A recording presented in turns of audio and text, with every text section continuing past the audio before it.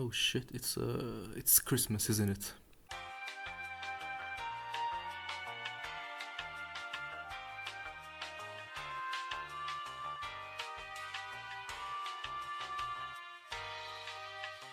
Oh damn, it is. Well, in that case, happy holidays and Merry Christmas. Now at least I can excuse the delays and pretend this is some sort of Christmas special. Right, let's get into the video. Hello friends and welcome to the second installment in my Call of the Zone series. If you haven't watched the last episode, I highly recommend you watch that first. Previously, I started my journey as a dutier and immediately started working on making money. The Dr. X questline blessed me by having me dwell deep in Agroparm Underground for some documents before doing countless hours of grinding and then infiltrating Lab X-18. While I didn't put a lot of focus on the main questline, that would soon change, and so I picked up where I left off last time.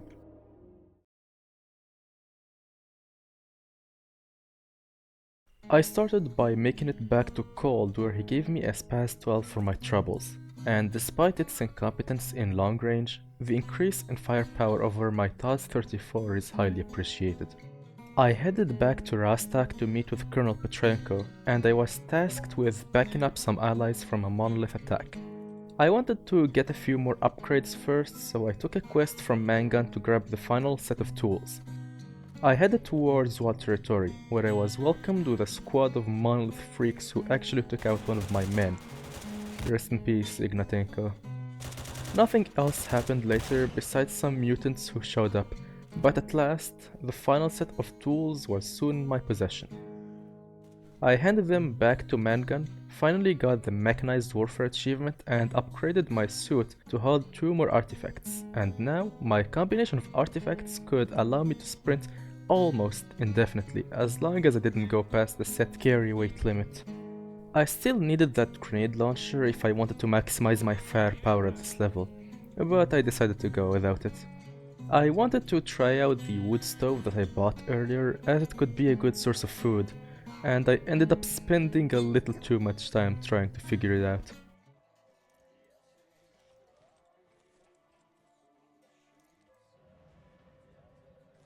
Anyway, I felt pretty confident about my loadout, so I went straight to Truck Cemetery. And as I neared the quest marker, I saw a soldier manifest himself into existence from thin air, and my first instinct was to shoot him. Little did I know he was a friendly NPC. Oh well, too late I guess. As I moved towards the onslaught preparing to scout for enemies, I was one-tapped by a random Monolithian from God knows how far. I quick loaded. This time it went smoother than the last attempt, albeit for some chokes that nearly got me killed. As we cleared the current wave of enemies, I scavenged their remains when I saw a Monolithian bleeding out. I did the only right thing, which was putting him out of his misery. But as I opened his corpse, I was mind blown to see that he dropped me an exoskeleton. I started to panic as bullets flew right past me, only missing me by a few inches. I quick saved as fast as I can and made my way towards the next wave. I fought my way through the countless servants of the monolith, and as their numbers decreased, I decided I would try to flank them with my shotgun. My plans were thwarted when a Monolithian in a bush killed me before my shots could reach him, but I still went on with my flank, and as I walked around the trashed vehicles, an enemy ambushed me. I was face to face with another shotgun, but luckily he missed and I was faster on the draw, and soon enough, the last fanatic was no more. It was a tense fight that required a lot of strategy and careful planning, as well as several deaths. But thankfully, I came out on top and with a prized possession in my hands. And so, I took my buddies out of the cemetery as we headed back to Rostak. Back at Rastak, I finished the quest, sold whatever stuff I needed sold and stashed the rest. Then it was time to revisit Xenatek. I wonder what he has for me this time. But before that, I had to get a little richer as I wanted to fully kit out my exoskeleton, and such a task isn't cheap to accomplish, and therefore I spent most of my days hunting for artifacts, like a lot of artifacts. I felt like I already had an ample supply of them, so I paid Sakharov a visit to sell him my junk. Yeah, over 200,000 rubles from one batch of artifacts. I had enough money to last me a lifetime, and so I returned to Rastak where I fully repaired and upgraded my suit. Now I feel ready for whatever the zone throws at me. On my way to Xenotech, I noticed that I had a mission to eliminate some monolith cultists. What's the worst that can happen? I said to myself. Well, like an idiot, I forgot to bring medkits, which had me hide behind cover like a coward while my companions died. I watched as the notification popped up reminding me of the failure that I am, but oh well, free loot I guess. One of these Monolithians that I killed dropped me a PKM, which for sure will be a great help down the road. I then made my way to Xenotech, who gave me one of my favorite missions, disable the miracle machine. The reason why I really like that mission is because it's fun, and I just like the atmosphere inside Lab X-16. Anyway, I went back to Uncle Sid to buy some medkits when I was appalled by the sight of him selling a grenade launcher. I immediately bought it. I then went back to base and swapped my AK-74M with an AK-101. And now I benefit from the better ballistics of the 5.56 round and the ability to have a clear sight picture with the grenade launcher even when equipping a scope or a suppressor. Which is a huge quality of life upgrade, as most guns that allow for grenade launcher would have the leaf sight blocked by either the scope or the suppressor.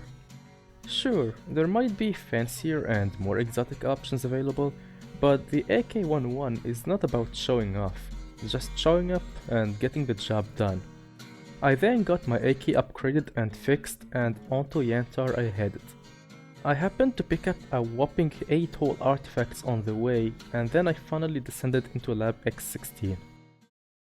To say that my experience in X-16 was terrible would be an understatement. As soon as I entered in, I was greeted by 2 zombies.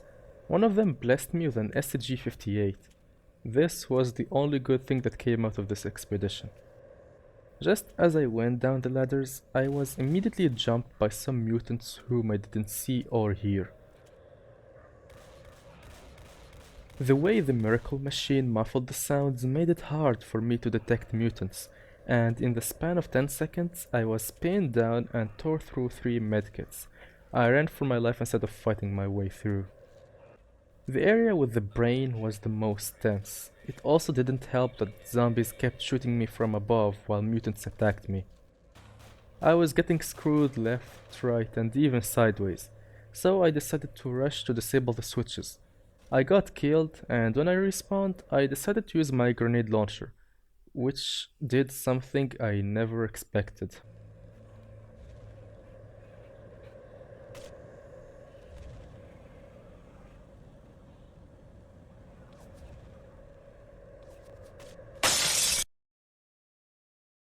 Okay, note to self, do not attempt to explode the big brain. Got it. There was a lot of trial and error, but I eventually disabled all the switches, made it to the top and disabled the miracle machine for good. After waking up, I was clapped by the toughest bloodsucker I've ever seen.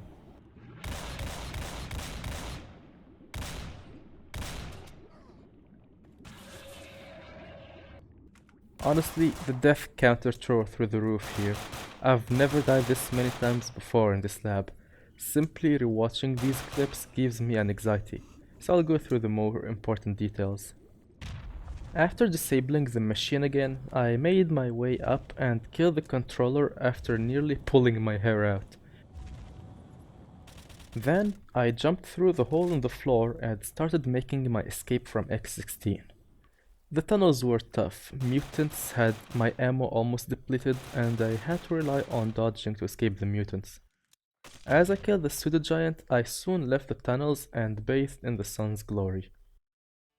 With X-16 finally behind me, I went straight to Sakharov and fast traveled to Rookie Village, where I completed the quest for Xenotech, who told me to check on Nimble. Nimble told me to rescue a missing stalker in the Great Swamps, but before that I had to return to Rastak to stash my items and upgrade my loadout. The 100 Rads bar is the only place I would call home. It's the place I spent most of my time in, no matter what mod I play, no matter the faction. It's just the most chill place I could think of. Anyway, as I stored my items, I thought of changing my primary weapon, and while the AK-101 is usable enough, it just doesn't sit right with me. Like, why settle on an AK when there's better options out there? And so, I had to choose between the STG-58 and the VSK-94. It was a tough choice. While the STG was more powerful, it had too much recoil that would necessitate the need for using it as a marksman rifle, which would instantly make it overshadowed by the other marksman rifles. And while the VSK-94 was more of a practical choice, the 9x39 bullet it shoots is powerful, but slow. And after some testing, I made the decision to go with the VSK.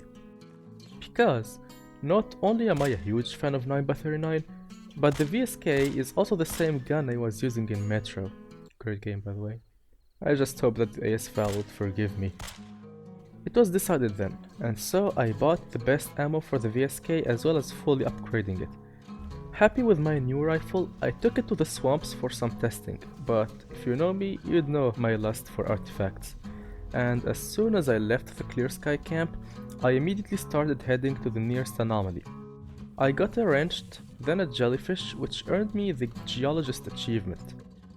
Fuck yeah. Nothing much happened in the next few hunts except for the most chill pseudo-dog I've ever seen. Anyway, I continued to hunt for artifacts. Then, as I neared the captured stalker, I pulled out my VSK and started blasting.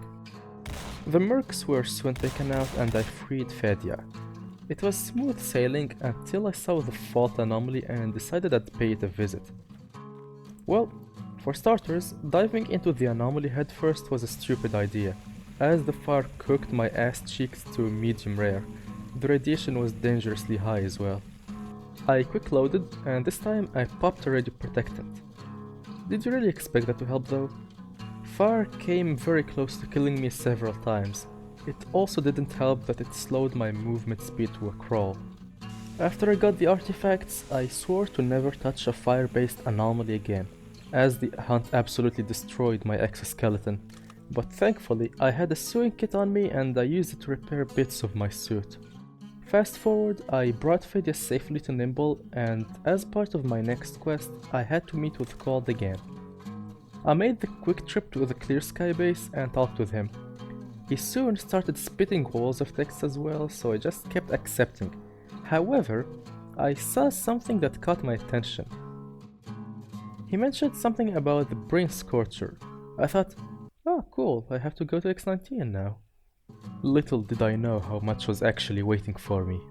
I was told then that my trip to X-19 would not be the usual move and shoot tactic that would have me slaughter troops of Monolithians before infiltrating the lab and disabling the scorcher. No. Cold said that we ain't having this today. And it was revealed that I had to be injected with a serum that would give me a monolith disguise and basically force me to join the monolith faction. Then I would be transported over inside a death truck and pretend I have been brainwashed. The goal here was to blend in with the Monolithians, then sneak into the lab, disable the brain scorcher, then have an allied team extract me out of the perimeter of the lab in order to escape. If this wasn't a 10 out of 10 writing, I don't know what is. And I say it as a small writer myself. The chain of events sounds too good and feels like something out of a game, not a mod. With that in mind, I talked with the other Ivan who got me prepared for the injection. After taking the serum, I fell unconscious and the iconic cutscene started playing, and soon enough I knew what the score was. As the death truck came crashing down after getting hit with Zeus' wrath, I woke up inside of Pripyat and surrounded by countless brainwashed freaks. The situation was worrying as I had nothing to help defend myself with against the dangers I'm gonna face. And I knew for a fact that I'd have to fight my way out of X-19 with scrap weapons collected from the first enemy I'd have to stab to death. I looked around for a bit and found some loot on one of the corpses, and as much as I wanted to explore Pripyat without the threat of the monolith, I had to continue on with my mission. And so I left Pripyat and made a rush towards the laboratory. Not long after, I was faced with a controller in the open with almost no cover. I tried emptying my MP5 on him to no avail. I then switched to my knife and we traded smacks until he dropped me dead. When I quick loaded, I made sure to aim for his head this time, and this time he went down. I didn't celebrate. I ran inside the camp as fast as I could, and I was finally inside X-19. I didn't waste a millisecond before I started hauling ass. I ran as fast as I could while stopping only to grab the ammo cache behind this door, which would prove to be the best thing I could have done. The path to the brain scorcher was full of rats and bloodsuckers. They did little to stop me, and I relied on my dexterity to avoid them. When I was inside the control room, I flipped the switch, shutting down the scorcher once and for all. But as I wanted to have a dramatic fainting, some rats kept harassing my unconscious body. At this point, all hell let loose. The entire Monolith faction was on my ass and I had nothing but a knife and my determination. However, I couldn't shake the feeling of anxiety off my mind. I was worried about my previous gear. All that money spent on it would have been gone in vain. But I will be worrying about that later. Right now, I have one goal. Leave this place in one piece. The first Monolithian was quickly put down and I snagged a pistol from him. And while it ain't much, it will be useful to upgrade to a rifle. Peeking around the corner, I killed a Monolithian who dropped me the powerhouse of snipers, the L115. But on a serious note, this thing would not fare well in close quarters, and the time it takes me to align my crosshair would have me dead. Okay, editing Vityaz here. I thought that it would be too boring if I were to document every kill I got, plus I would have run out of vocabulary to use anyway, so I'll proceed with the more important details. The early stages of the brain scorcher were hard to say the least. I was stuck with 9mm weapons that would barely tickle my enemies. I died several times in that same area, but then I was saved when I looted an AK-11 from one of the dead Monolithians. Remember that unassuming ammo cache I mentioned earlier? Yeah, that room with ammo was what saved my sanity while leaving the scorcher. Let me explain. The AK-11 uses 5.56 NATO, and the ammo cache I looted had over 100 rounds of armor-piercing 5.56mm. Are you starting to get the gist of it? It was here that I realized how stupidly powerful 5.56 AP was. It cut through Monolithians like butter, requiring a maximum of 2 headshots to put them down. You bet it felt bloody good. At some points, I contemplated using a different gun because it was making things a little too easy, but I decided against it. I fought my way through, and I finally made it to the exit. But hold your horses, as it wasn't fully over. I still had to escape the radar with the extraction team that CoTZ said he'd be. Psych! They all got killed by the monolith! I knew then that I had to rely on myself to flee the area. Easier said than done though, as I was easily overwhelmed by the sheer number of Monolithians and little to no cover to boot. I stood my ground, spamming grenades to stagger the fanatics and use that window of opportunity to run away from the compound and into safety. Or at least I thought I was safe. I kept running into everything, from side dogs, to monolith snipers, and even a goddamn pseudo-giant. And worst of all... for fuck's sake. The best thing I could have done was evade the controller as best as I can while keeping up with the monolith forces, whom I quickly dispatched. But not without dying, of course. I left radar, and not even 1 minute into army warehouses, I was met with yet another... Leave me alone! I ran past him and finally reached Rostock, and just as I entered, I was faced with yet another. Are you fucking kidding me? This was the worst encounter yet, and as if the controller wasn't enough, he brought his friends this time, a pseudo-giant, and worst of all, a fucking bureau. I stood there in disbelief as I accepted my fate. There was seemingly no way of surviving this encounter. Or so I thought. When I quick loaded, I hugged the right wall, then made quick work of the controller before running past the pseudo-giant and finally reaching safety. Back at the bar, I stashed my items and I crossed my fingers, hoping that I would be given my gear once I finished the quest. I fast traveled to Clear Sky's base and talked with Ivan, who gave me my reward. But, as much as I hoped otherwise, the worst thing I feared actually happened. My gear was lost to the zone. I looked around every nook and cranny, even politely asking Cole to give it back. But there was nothing I could do. I didn't even make a save that I could return to so I could at least hide my items. The zone giveth and the zone taketh away. I then decided to call it quits for the day and continue the story in the next episode. Nobody knows what the zone has in store for me in the next installment. It's gonna take a lot of effort to grind back all the gear I had lost, and not having my Velas detector is gonna make grinding money harder. But let's not worry about that now. Thank you all for watching. If you're enjoying the series so far, be sure to let me know. Your support is always appreciated and I hope to see you another time. Goodbye and take care.